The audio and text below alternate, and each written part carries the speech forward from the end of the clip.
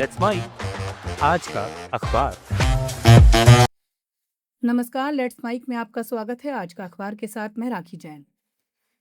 The New York times में प्रकाशित लेख, एआई बनाने वाले टेक कर्मचारी खुद भी उससे डर रहे हैं। इसमें एआई की दुनिया का एक अहम लेकिन कम दिखने वाला पहलू सामने लाया गया है। वे लोग जो इस तकनीक को बना रहे हैं, वही अब इससे चिंतित और डरे हुए हैं। लेख बताता है कि बड़ी टेक कंपनियों के इंजीनियर और कर्मचारी अब खुलकर सवाल उठा रहे हैं कि वो आखिर क्या बना रहे हैं और उसका इस्तेमाल किसके लिए हो रहा है। लेख के मुताबिक हाल ही में गूगल डीप माइंड के कर्मचारियों ने यूनियन बनाने का फैसला किया, क्योंकि उन्हें डर है कि उनकी बनाई एआई तकनीक का इस्तेमाल सैन्य उद्देश्यों के लिए हो सकता है। इससे पहले सैकड़ों गूगल कर्मचारियों ने सुंदर पिचाई को चिट्ठी लिखकर मांग की थी कि कंपनी पेंटागन के ऐसे किसी प्रोजेक्ट में शामिल ना हो जहां एआई का इस्तेमाल हथियारों या निगरानी के लिए किया जा सके। लेख ये भी बताता है कि ये डर सिर्फ युद्ध तक सीमित नहीं है। कुछ कर्मचारी इस बात से भी चिंतित हैं कि एआई उनके खुद के और दूसरे क्षेत्रों के लाखों लोगों के रोजगार को खतरे में डाल सकता है। वहीं कई लोग प्राइवेसी यानी निजी डेटा के दुरुपयोग को लेकर भी परेशान हैं। यानी जो लोग इस तकनीक को सबसे अच्छी तरह समझते हैं, वही इसके संभावित खतरों को सबसे पहले देख रहे हैं। लेख इस ट्रेंड को एक बड़े बदलाव के रूप में देखता है। टेक इंडस्ट्री में अब कर्मचारी सिर्फ नौकरी करने वाले नहीं, बल्कि अपनी कंपनियों के फैसलों पर सवाल उठाने वाले और दिशा तय करने की कोशिश करने वाले बन रहे हैं। 2018 में गूगल के प्रोजेक्ट मेवन के खिलाफ कर्मचारियों के विरोध का उदाहरण दिया गया है, जब कंपनी को सैन्य प्रोजेक्ट से पीछे हटना पड़ा था।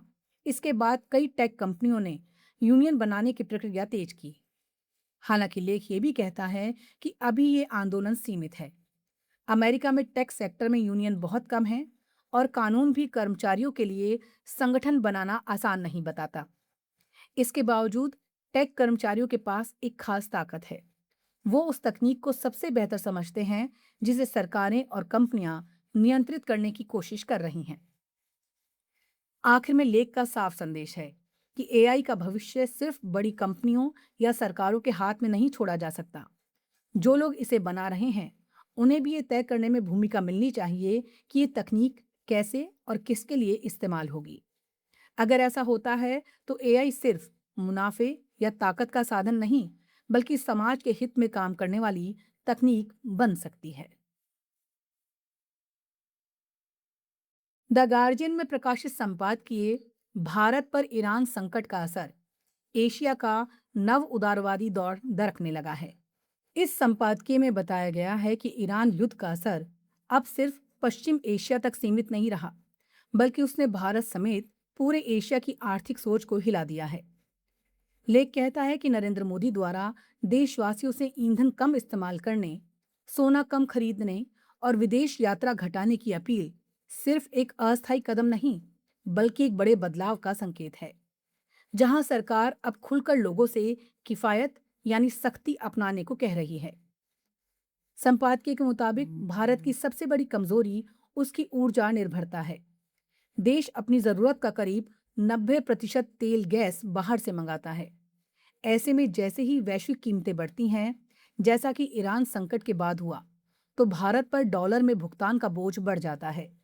महंगाई बढ़ती है और विदेशी मुद्रा भंडार पर दबाव आता है। यही वजह है कि सरकार को अब लोगों से खपत घटाने की अपील करनी पड़ रही है। लेख इस स्थिति को एक बड़े संदर्भ में रखता है। 1990 के बाद का जो ग्लोबलाइजेशन मॉडल था, जिसमें सस्ती ऊर्जा, सुरक्षित समुद्री रास्ते और आसान व्यापार पर भरोसा किया जाता था, वो अब कमजोर पड़ता दिख रहा है। खासकर स्ट्रेट ऑफ हॉर्मुज जैसे अहम रास्तों पर संकट ने साफ कर दिया है कि ये व्यवस्था उतनी स्थिर नहीं थी जितनी मानी जा रही थी। संपादकीय ये भी याद दिलाता है कि 1991 के आर्थिक संकट के दौर में मनमोहन सिंह जैसे नेताओं ने भारत को ज्यादा सतर्क और संतुलित आर्थिक नीति की ओर बढ़ाया था। लेकिन हाल के वर्षों में मान लिया गया कि भारत अब इतना मजबूत हो गया है कि उसे बाहरी जोखिमों की चिंता नहीं करनी चाहिए। यही सोच अब चुनौती के घेरे में है। लेख के अनुसार संयुक्त राष्ट्र की रिपोर्ट भी चेतावनी देती है कि दक्षिण एशिया इस संकट के सबसे ज्यादा प्रभावित हो सकता है, जबकि चीन जैसे देशों ने अपनी घरेलू उत्पादन क्षमता और भंडारण के जरिए खुद को ज्यादा सुरक्षित बनाया है। यानी अब सिर्फ वैश्विक बाजार पर निर्भर रहना पर्याप्त नहीं है। आखिर में संपादकीय का संदेश साफ है।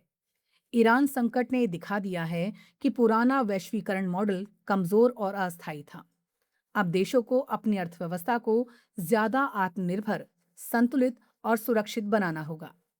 भारत के लिए एक चेतावनी है कि उसे अपनी ऊर्जा, उत्पादन और आर्थिक रणनीति को नए सिरे से सोचना होगा, क्योंकि बदलती दुनिया में सिर्फ खुले बाजार पर भरोसा करना अब जोखिम भरा हो गया है। अल जजीरा में प्रकाशित लेख, यूएई का बाराकहा परमाणु संयंत्र क्या है जो ड्रोन हमले की चपेट में आने से बाल बाल बचा है। इसमें खाड़ी क्षेत्र में बढ़ते सैन्य तनाव और उसके खतरनाक पहलुओं को समझाने की कोशिश की गई है। लेख बताता है कि संयुक्त अरब अमीरात का बाराकहा परमाणु ऊर्जा संयंत्र, जो देश की बिजली जरूरतों का करीब 1/4 हिस्सा पूरा करता है, हाल ही में एक ड्रोन हमले के बेहद करीब आ गया। हालांकि हमला संयंत्र के अंदर नहीं हुआ और कोई रेडिएशन खतरा नहीं पैदा हुआ, लेकिन इस घटना ने परमाणु सुरक्षा को लेकर गंभीर चिंताएं खड़ी कर दी हैं। लेख के मुताबिक ये संयंत्र अबू धाबी के अल दफरा इलाके में स्थित है और अरब प्रायद्वीप का एक परमाणु पावर प्लांट है। इसमें 4 आधुनिक रिएक्टर हैं, जो मिलकर यूएई की लगभग 25% बिजली जरूरत पूरी करते हैं। इसे स्वच्छ ऊर्जा का बड़ा स्रोत माना जाता है, क्योंकि ये कार्बन उत्सर्जन को भी काफी कम करता है। लेकिन असली चिंता इस बात की है कि युद्ध जैसे हालात में अगर ऐसे किसी परमाणु संयंत्र पर सीधा हमला हो जाए तो उसके परिणाम बेहद विनाशकारी हो सकते हैं।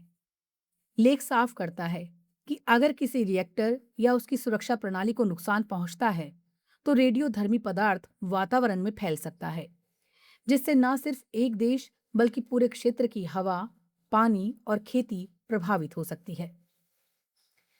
लेख इस घटना को व्यापक संदर्भ में देखता है। अमेरिका, इजराइल और ईरान के बीच जारी संघर्ष अब ऊर्जा और रणनीतिक ढांचे को निशाना बना रहा है। ऐसे में परमाणु संयंत्र जैसे संवेदनशील ठिकाने भी खतरे में आ सकते हैं। अंतर्राष्ट्रीय परमाणु एजेंसी ने भी इस घटना पर चिंता जताते हुए कहा है कि किसी भी हालत में परमाणु ठिकानों को निशाना बनाना स्वीकार्य नहीं है। आखिर में लेख का संदेश साफ है। ये सिर्फ एक छोटा हमला नहीं, बल्कि एक चेतावनी है। अगर ऐसे संवेदनशील ढांचों पर हमले बढ़ते हैं तो इसका असर सिर्फ युद्ध तक सीमित नहीं रहेगा, बल्कि पूरे क्षेत्र में मानवीय और पर्यावरणीय आपदा पैदा हो सकती है। इसलिए इस तरह के टकराव को कूटनीति के जरिए रोकना बेहद जरूरी है। आज का अखबार में फिलहाल इतना ही। जुड़े रहिए लेट्स माइक के साथ। नमस्कार। आप सुन रहे थे let's mic more than radio. Follow कीजिए हमें हमारे सोशल मीडिया प्लेटफॉर्म्स पर। It's time for news. It's time for more than radio. Presenting the first radio news app, Let's Mic. Let's Mic, a news-based app on your phone where you get to watch and listen news, talk shows, interviews, radio show podcasts. On Let's Mic, you get all relevant information of TV, print, radio, podcast, and digital. Let's Mic talks about every segment of life.